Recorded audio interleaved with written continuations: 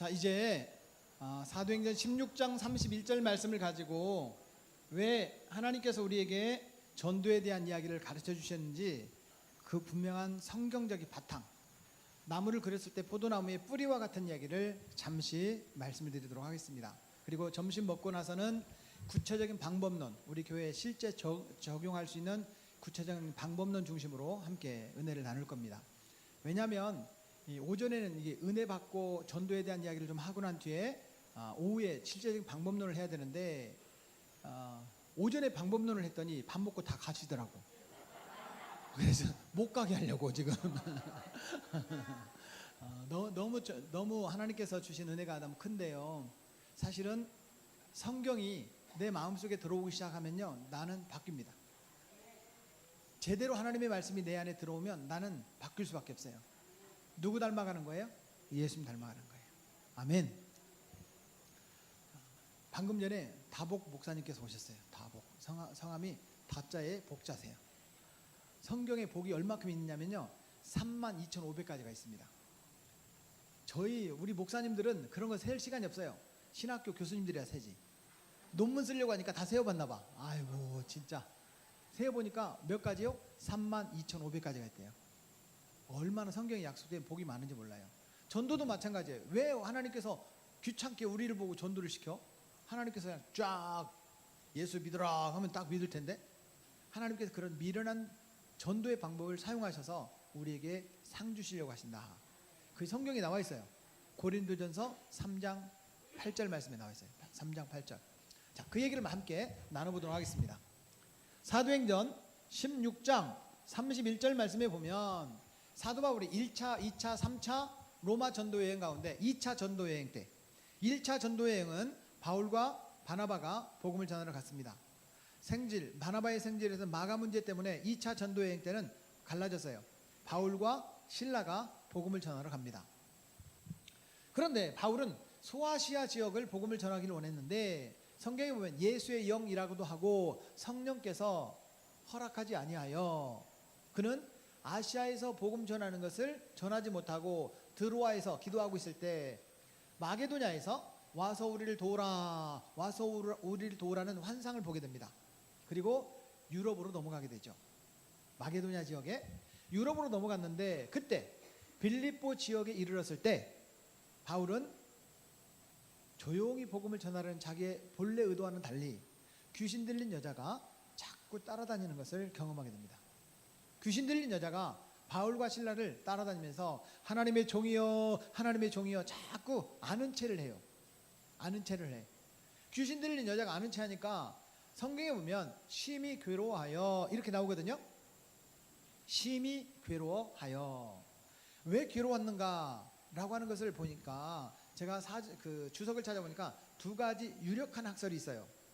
한번 여러분들을 선택해 보세요. 여러분들이 신학자라고 생각하시고, 첫째, 이 귀신 들린 여자가 지난 수년 동안을 귀신에게 사로잡혀서 살아왔던 그런 세월들이 너무 안타까워서 괴로워했다, 이런 학설이 있고, 두 번째 학설은 바울은 빌립보 지역에서 복음을 조용히 전하고 그냥 땅 밟기만 하고 이번에는 그냥 가고 싶었는데 귀신이 자꾸 아는 체를 하니 이 귀신을 분명히 쫓아내면 이 마을에 소요가 일어날 텐데 이걸 쫓아내 말어. 그래서 괴로워했다라고 하는 신학자들의 두 번째 학설이 있습니다. 우리 성도님들께서 보실 때는, 우리 목사님들 말씀하시지 마시고 성도님께서 보실 때는 첫 번째 학설이 좀 맞을 것 같아요, 두 번째 학설이 좀 맞을 것 같아요? 아이고 알겠어요. 어휴 진짜 마음이 잘 통하는데 두 번째 학설이 좀 맞다고 저도 생각이 돼요. 그래서 심히 괴로워하다가 귀신 들린 여자에게 이렇게 말합니다. 귀신아, 그 여인에게서 나오라. 그러면 귀신이 그 여인에게서 나와야 돼요? 당연하지. 나갔어요. 그런데 문제가 생긴 거예요. 이 귀신 들린 여자가 점치는 여인인데 점을 쳐주고 돈을 받아요. 그 받는 돈을 뭐라고 그래요? 그 이름을 아는 사람들은 조금 제가 그 다음은 말을 못 하겠어요. 아무튼 그러나 이 자리에 있는 게 중요해요. 이 자리에 있는 게, 이 복채를 받아서 성경에 보면 이 점치는 여인이 받은 복채를 누가 가져갔냐면 주인들이 가져갔다는 거예요. 주인들이. 주인들이 소득이 끊어진 것을 보고 당국에다가 바울과 실라를 고발한 거예요. 사실은 가만히 생각해 보세요. 귀신이 들려있는 여인에게 귀신을 통해서 돈을 벌어먹는 주인들이 나빠요? 귀신을 쫓아내주는 바울과 실라가 나빠요? 돈 벌어먹는 주인들이 나쁘죠? 주인들이 나빠요? 바울과 실라가 나빠요? 성경에 보면 주인들이라고 표현되어 있는 걸 보니까 그 소득이 꽤 많았던 것 같아요. 2명 이상이 주인들이니까 가져갔으니까. 그런데 이 주인들이 바울과 실라를 고발하니까 뭐 재판도 하고 무슨 죄를 졌는지 신문도 하고 그래서 때려야 되는데 당국에서 옷을 벗기고 때리라 하니 지금처럼 이렇게 속옷이 있고 그 속옷이 있고 이런 시대가 아니잖아요. 겉옷을 벗으면 그냥 맨 몸인데 때리니까 아파요? 많이 맞았으니까 피가 나겠어요? 억울해요? 억울하죠? 나 잘못한 거 없는데. 실제로 감옥에 가더라도 이 주인들이 가야지 바울과 실라가 감옥에 갈 것이 아닌데 매로 치고 깊은 감옥에 가뒀어요. 깊은 감옥이라는 말은 중주인들을 가두는 그런 감옥인 거예요. 그러니까 생각해 보세요. 매는 맞았지. 예수님 믿으면 좋은 일만 생겨야 되는데 괜히 예수 믿어가지고 바울과 실라는 뭐 억울한 일 생기지. 매도 맞고 감옥에 갇혔는데 그것도 깊은 감옥에 지하 감옥에 가두니까 습기는 올라오지. 매는 맞아갖고 몸이 쑤시지. 신음해야 돼요? 기도해야 돼요? 신음해야 돼요? 기도해야 돼요? 그 아파 죽겠는데 기도가 나와요? 억울해 죽겠는데? 신음해야 돼요? 기도해야 돼요? 알았어요. 그냥 기도했어요. 아파 죽겠는데 바울과 실라는 기도했단 말이에요. 또 뭐 했어요? 찬송했어요. 죄수들이 다 듣고 있었어요. 그런데 그때 무슨 일이 일어납니다. 무슨 일이 일어났을까요? 아닙니다. 지진이 일어난 게 아니고 큰 지진이 일어났다고 성경은 말하고 있어요. 그러니까 이 진도 3.0, 그러니까 땅이 약간 흔들리고 마는 그런 지진이 아니고 진도 6.5 이상 이 큰 지진이 일어나가지고 땅이 뒤틀리면서 옥문이 열리고 그 지진은 하나님께서 주신 지진일까요? 우연히 일어난 지진일까요? 뭐 하나님 주신 지진이라는 게 뭔 근거가 있어요? 왜요? 기도했을 때 하필이면 그때 지진이 일어날 수 있는 거지 뭐. 그럴 수도 있는 거지 뭐. 아닙니다. 성경을 조금만 더 유심히 바라보면 성경에 근거가 있어요. 옥문이 열리고 착고가 열리니라 이렇게 돼 있어요. 착고는 뭐냐면 발에 채우는 수갑이에요. 발에 채우는 수갑은 지진이 일어난다고 열리는 게 아니고 뭘로 열어야 돼요? 열쇠로 열어야 돼요. 그런데 그 착고마저도 열린 거예요. 우연히 일어난 게 아니라 성경에 우연은 없습니다. 하나님께서 주신 그 근거가 분명하게 드러나 있단 말이에요. 옥문 열리고 착고가 열렸습니다. 그러면 도망가야 돼요? 안 도망가야 돼요? 도망가야 돼요? 바울과 실라가 도망갔어요? 안 도망가야 돼요? 안 도망가야 돼요? 안 도망갔단 말이에요. 그런데 성경에 보니까 간수가 불을 달라 하여, 다시 말하면 불을 달라고 할 정도면 자기보다 밑에 그 간수가 있다는 뜻이잖아요. 간수 중에서 그래도 좀 직책 있는 분인 것 같아요. 불을 달라 하여 깊은 감옥에 내려보니 큰일 났네. 옥문도 열리고 난리가 났네. 죄수들 다 도망간 줄 알았어요. 그래서 칼을 꺼내요. 자결하려고 해요. 왜 자결을 하려고 했느냐? 그때 시대 배경을 보니까 이 간수들이 얼마나 못된 짓을 많이 했냐면 죄수들을 뇌물을 받고 풀어주는 거예요. 죄수들 어디 갔냐? 간밤에 도망갔는데요? 이런 거예요. 웬만한 벌을 받고도 이게 계속 죄수들을 풀어주고 뇌물을 받으니까 당국에서 어떤 책임을 미루게 됐냐면 죄수가 받아야 될 죄를 간수가 대신 져야 된다. 죄수가 도망가면 간수가 그만큼 벌을 받되 그 가족까지 다 몰살시키는 거예요. 그러니까 이 간수는 차라리 나만 죽자. 가족까지 죽느니 나만 죽자. 왜냐하면 죄수들이 도망가면서 간수를 죽이고 도망가면 그 당국은 가족들을 책임져 주는 거예요. 여러분, 가족이랑 같이 죽어야 돼요? 나 혼자만 죽어야 돼요? 그렇죠? 그래서 간수가 칼을 꺼내요 죽으려고 했단 말이에요. 그 모습을 바울과 실라가 감옥에서 가만히 지켜보고 있어요. 그러면 죽으라고 기다려야 돼요? 말려야 돼요? 뭐라고 말려요? 우리가 여기 있다고. 아이고 성경에 그렇게 나와 있어요. 우리가 여기 있다고 큰 소리로 외쳐가는데 내 몸을 상하게 말라 우리가 여기 있노라 이렇게 얘기했어요. 성경에. 그러니까 이상해요. 아니 옥문이 열렸는데 죄수들이 안 도망갔잖아요. 그래서 바울과 실라가 있는 그 감옥에 와서 간수가 이렇게 말합니다. 선생님들이요. 바울과 실라세요. 바울과 실라. 선생님들이요. 내가 어떻게 하여야 구원을 받으리까? 시작. 주 예수를 믿으라. 그리하면 너와 내 집이 구원을 받으리라. 아멘. 성경은 이렇게 얘기합니다. 주 예수님을 믿으라. 예수님 믿으라는 거예요. 그런데 이 주자를 보니까 무슨 주자? 주인 주자예요. 주인 주자. 주인은 주인인데 누가 주인? 예수님께서 주인이시라는 거예요. 아멘. 예수님께서 내 인생의 주인이시면 그러면 나는 종이라는 거예요. 여러분 오른손을 들어서 따라하겠습니다. 예수님은 주인. 나는 종. 예수님은 주인. 나는. 옆 사람 보세요. 좋은 종 같아요? 좀 그런 종 같아요? 네? 좋은 종 같아요?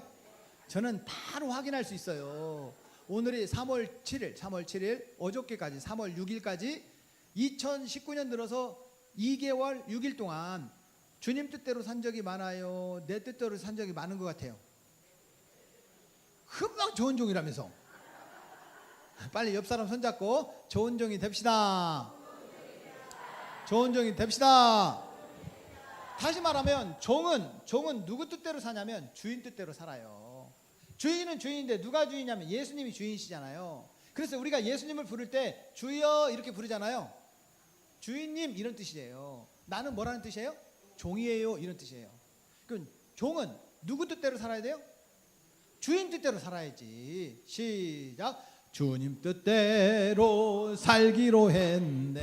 주님 뜻대로 살기로 했네. 주님 뜻대로 살기로 했네. 뒤돌아서지 않겠네. 아멘. 우리가 주님 뜻대로 살아야 되는데 뒤돌아보면 또 내 맘대로 살고 내 의지대로 살고 내 욕심대로 살고 내 맘대로 살아요. 그런데 성경은 주님 뜻대로 살아라 이렇게 말하지 않고 뭐라고 했냐면 믿으라 이렇게 했어요. 믿으라. 여러분 믿음이 뭐예요?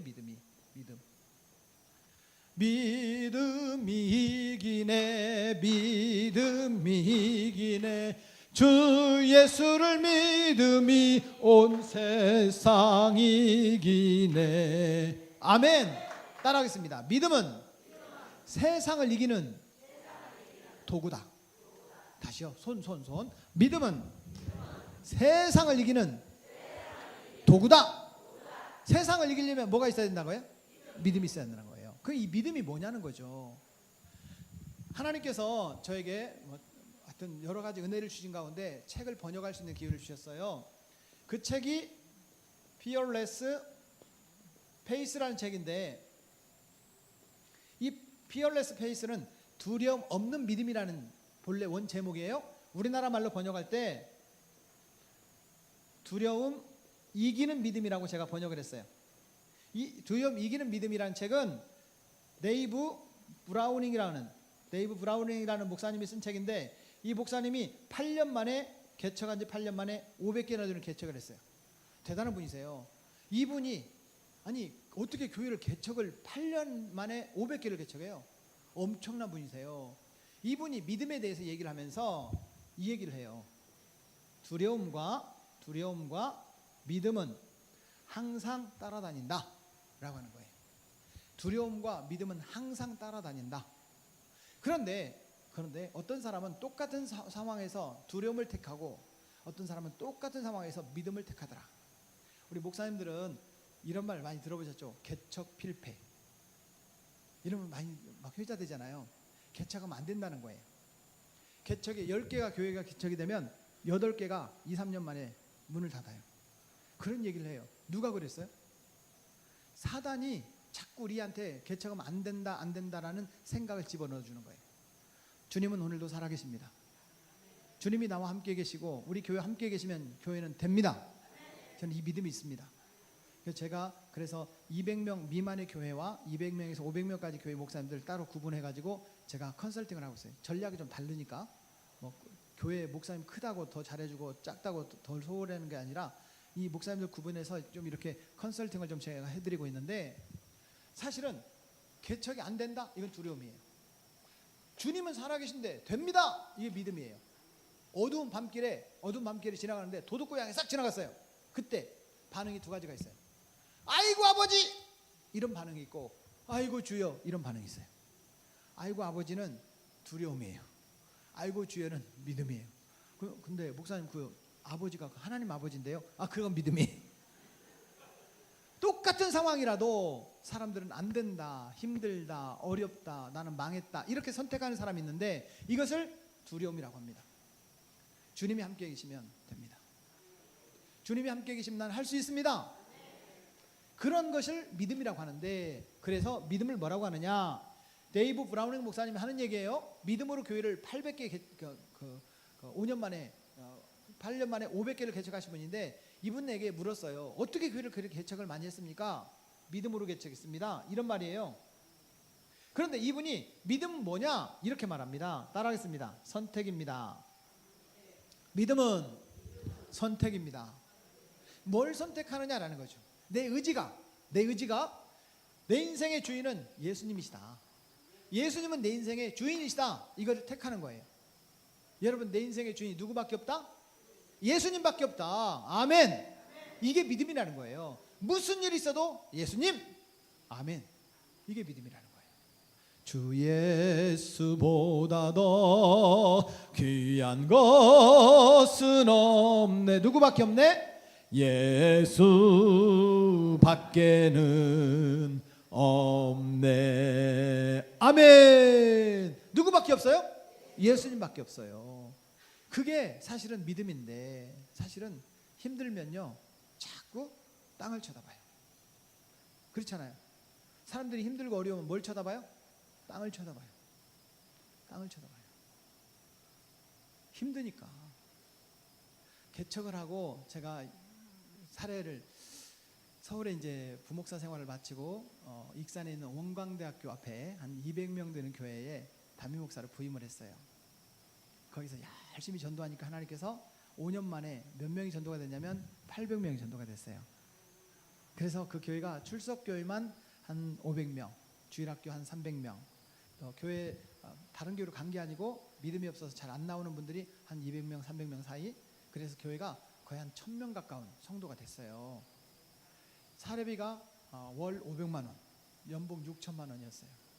근데 저는 꿈이 있어서 개척을 했어요. 연봉 6천만 원을 내려놓고 개척한다는 게 쉽지 않았어요. 왜냐면 개척을 딱 해보니까 사례비가 이러더라고요. 너무 힘들었어요. 너무 힘드니까 옛날에 제가 막 부흥하는 교회에 있을 때, 사실 익산이라는 도시가 인구가 30만 정도밖에 안 돼요. 조그만 도시예요. 그런데 거기 장로님들이 저를 굉장히 예뻐했어요. 젊은 목사가 서울에서 내려와가지고 열심히 목회하고 교회가 실제로 부흥하니까 장로님들이 저를 많이 좋아했는데, 새마을금고 이사장님이 저한테 그랬어요. 목사님, 돈 필요하면 언제든지 말씀하세요. 제가 빌려드리겠습니다. 그랬어요. 근데 우리 교회는 예산도 2배 반이 늘었지, 성도도 2배 많이 늘었지, 아직 리모델링 계획이나 신축 계획이 없으니까 돈 빌릴 일이 없었단 말이에요. 근데 제가 개척을 하고 나니까 뭐가 힘들어요? 개척하신 목사님들 이거 말고 뭐 힘든 게 아무것도 없잖아요. 이게 힘들었어요. 그래가지고 그 장로님을 찾아갔죠. 장로님, 어서 오세요. 목사님, 돈 좀 빌려주세요. 예, 어서 오세요. 근데 갑자기 달라지는 게 있었어요. 신분증 좀 보여주세요. 그 신분증을 내놨어요. 그랬더니 직원에게 뚜닥뚜닥 뭐 시키더니 종이를 하나 갖고 오더라고요. 그리고 장로님이 저한테 이렇게 말씀하셨어요. 안 되겠는데요? 왜요? 신용이 없대. 아니, 장로님이 목사님을 안 믿으면 누구 믿어? 신용이 없대. 그래가지고 돈을 못 빌렸잖아요. 그래서 강대상에 가서 막 주여 뭐 좀 주세요. 그렇죠. 주님이 돈을 주셨어요. 엄청나게 주셨어요. 그 간증은 나중에. 여러분, 무슨 일이 있어도 은행 의지하니까, 장로님 의지하니까, 사람 의지하니까 안 되더라고요. 주님 의지하니까 되더라고요. 주님이 기가 막힌 방법으로 채워주셨어요. 자, 그 말이에요. 그 말. 예수님이 주인이시요 내 인생의 주인 예수님이라고 믿으면, 그리하면 무슨 일이 생기느냐? 성경은 이렇게 말합니다. 너와 내 집이 구원을 받으리라. 이 구원이라는 말은 참 재밌는 말인데 성경에 보면 영생이라는 말과 같은 의미로 쓰여지고 있습니다. 구원받았다, 영생을 얻었다. 요한복음 5장 24절, 요한복음 6장 47절, 여기 보면 내 말을 믿고 나 보내신 이를 믿는 자는 영생을 얻었고 사망에서 생명으로 옮겼다라고 말합니다. 또 요한복음 6장 47절 말씀 보면 진실로 진실로 너희에게 이르노니 믿는 자는 영생을 가졌다, 그렇게 말합니다. 영생이라는 말은 70년 사는 거예요? 120년 사는 거예요? 영원히 사는 거예요? 1초가 모자라요. 좀 더 길어야 돼. 자, 옆 사람 보세요. 옆 사람. 그럼 몇 살까지 사실 것 같아요? 제발 그렇게 살지 말고 주님 오라고 할 때까지 사세요. 무슨 영원히 사시려고. 이 땅에서는 영원히 살 존재가 아무도 없습니다. 그래서 영생은 어디서 얻느냐? 천국에서 얻는 거예요. 자, 구원 얻었다, 영생 얻었다, 천국 간다, 이 말은 똑같은 말이에요. 자, 옆 사람 보세요. 천국에서도 볼 것 같아요? 천국에서도 볼 것 같아요? 옥천에서는 봤는데 천국 갔더니 없어. 그러면 안 되잖아요. 천국 가면 놀라운 사실 3가지가 있답니다. 첫째, 천국에 있을 것 같은 사람이 없더래. 둘째, 천국에 없을 것 같은 사람이 와 있더래. 셋째, 나 같은 사람도 천국에 와 있다는 것이 놀랍더래. 여러분, 천국에서도 만날 수 있기를 축복합니다. 아마 여기 계신 우리 어르신들 가운데는 저를 다시 못 만나고 천국에서 만날 분들이 계실 거예요. 그때 먼저 가셔서 기다리세요. 같이 가자고 하지 말고, 제가 올해 시간 몇 밖에 안 됐어요. 아직 갈 때가 안 됐어요. 우리 어르신 권사님 먼저 가 계세요. 나중에 천국에서 만나요. 근데 천국 가니까 없어. 그러면 안 되잖아요. 여러분, 정말 구원 얻었다, 영생 얻었다, 천국 간다. 어떻게 하면? 예수님 믿으면. 그런데 누가 가느냐는 거예요. 누가? 성경은 이렇게 말합니다. 너가 간다. 너 예수 믿으니까. 그런데 이 말씀이 너무 기가 막힌 거예요. 너의 집이 구원을 받는다는 거예요. 무슨 집이 구원을 받아? 영어 성경을 보면 이렇게 되어 있습니다. You and your household. 이 말은 가정이라는 말이에요. 가정. 예수님 믿으면 너도 구원받지만 너의 가정이 구원을 받으리라. 자, 그러면 직계가족이 물어보겠습니다. 옆 사람에게 예수님 믿어요? 믿어요? 진짜 믿죠? 안 믿는 사람 솔직히 손 들어봐요. 아니, 내가 예수님 안 믿는 사람 솔직히 손 들어봐요. 없죠? 자, 여러분 믿으니까 성경은 뭐라고 했냐면 너도 구원받지만 너의 가정도 구원받는다고 했으니까 직계가족, 우리 부모님, 자녀들, 형제들, 시댁도 시부모님, 시댁 형제들까지만, 조카들은 일단 놔두세요. 나중에 전도하게. 그 시부모님, 시댁 형제들, 부모님, 자녀들, 형제들까지만 예수님 안 믿는 사람이 한 명이라도 있다. 손 들어보세요. 두 손 들어주세요. 눈 감고 저를 따라서 기도하겠습니다. 하나님 아버지, 주 예수를 믿으라. 그리하면 너와 내 집이, 너와 너의 가정이 구원을 받으리라 말씀하셨습니다. 내가 예수님을 나의 구세주로 믿습니다. 나의 주인으로 믿습니다. 이제 나와 내 집이, 나와 우리 가정이 구원받게 하여 주옵소서. 예수님의 이름으로 기도합니다. 아멘. 그렇게 되실 줄로 믿습니다. 저도 혼자 예수 믿었다고 했잖아요. 34년 만에 우리 예수님 다 믿는 가정이 됐어요. 예수님 다 믿는 가정이 됐어요. 우리 저와 함께 손들고 기도하신 우리 성도님들, 우리 목사님들은 저처럼 34년 걸리지 말고 3개월 4일 만에 다 구원받기를 축복합니다. 2019년은 가족 구원이 이루어지는 그런 한 해가 되기를 축복합니다. 그 얘기예요. 그 얘기. 성경 헬라 우리 목사님들 잘 아시지만 헬라 원어 성경을 보면 이렇게 쓰여져 있습니다. 수 카이 이렇게 써져 있어요. 한번 더 따라서 해보세요. 수 카이 뭐라고 수 이렇게 돼 있어요. 이거는 너와 너의 집. 이 집이라는 단어에는 여기에 호자라고 하는 정관사 더가 붙어 있어요. 우리 집사님 예수 믿어요. 집사님 그 집이 구원을 받으리라. 우리 권사님 예수 믿어요. 그 집이 구원을 받으리라. 이런 말이에요. 정관사 더는 톡 찍어서 그것을 말하는 거잖아요. 너 예수 믿어. 너의 집, 그 집이, 그 가정이 구원을 받으리라. 할렐루야. 그 집, 가정이라는 말을 헬라 원어 성경은 뭐라고 얘기하고 있느냐? 오이코스라고 되어 있더라. 오이코스. 여러분 가지고 계신 책 제가 2권을 드렸는데 자그마한 책 복음제시라고 써 있는 책 이쪽을 펴십시오. 거기에는 3가지 뜻이 있어요. 3가지 뜻이. 이쪽 따라하겠습니다. 친구, 가족, 이웃. 이 3가지 뜻이 있어요. 자, 원점으로 돌아가서 사도행전 16장 31절 말씀에 보면 사도 바울이 주 예수를 믿으라. 예수님이 내 인생의 주인이시요 내 인생의 주인은 예수님밖에 없다고 믿으면, 예수님 믿으면 무슨 일이 생기느냐? 너도 구원받고 너의 집이 구원을 받으리라. 영생 얻었다, 천국 간다, 이런 말이에요. 근데 누가 가느냐? 너도 가지만 너의 집이 간다. 그 집이라는 말은 household, 영어 성경에는 가정이라는 말로 번역되고 있는데 원어 성경을 보니까 뭐라고 돼 있다? 오이코스라고 돼 있다. 이 오이코스는 나만 예수님을 믿는 것이 아니라 친구도 가족도 이웃들도 나 때문에 구원을 받게 된다. 이렇게 되기를 축복합니다. 이런 전도 방법을 뭐라고 한다고요? 오이코스 전도라고 한다. 숨 쉬듯이 밥 먹듯이 잠자듯이 가장 자연스럽게 전도하는 이 오이코스 전도 방법을 점심 먹고 쫙 풀어드리겠다 이거예요.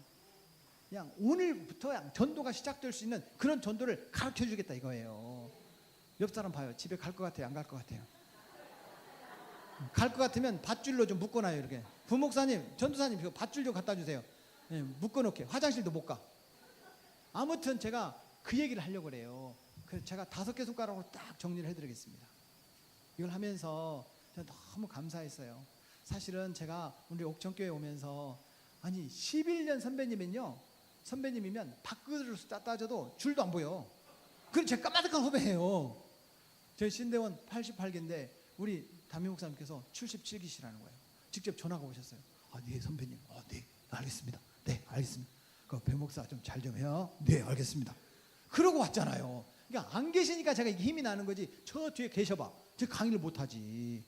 근데 딱 안 계신 거예요. 우리 교회 와서 고맙다. 홍보 안 해도 돼. 전단지 안 해도 돼. 내가 좀 모을 테니까 하지 마.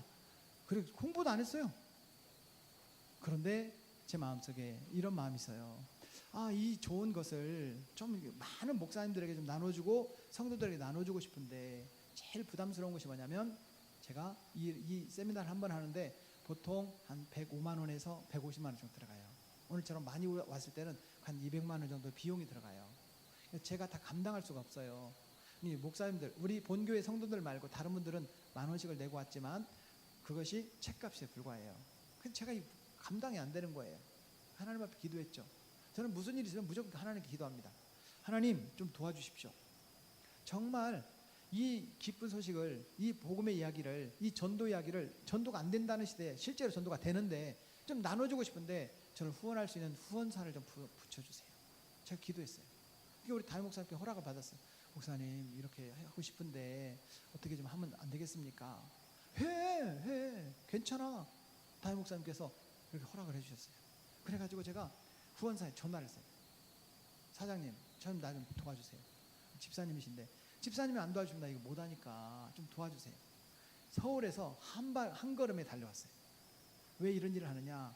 그 회사는 선교하는 기업이에요. 기업의 최고의 목적은요, 이윤 추구입니다. 정당의 최고의 목적은요, 정권 획득이에요. 정치인들 말 믿을 거 안 돼요. 정치인들은 정권 획득을 위해서 몸부림치는 거예요.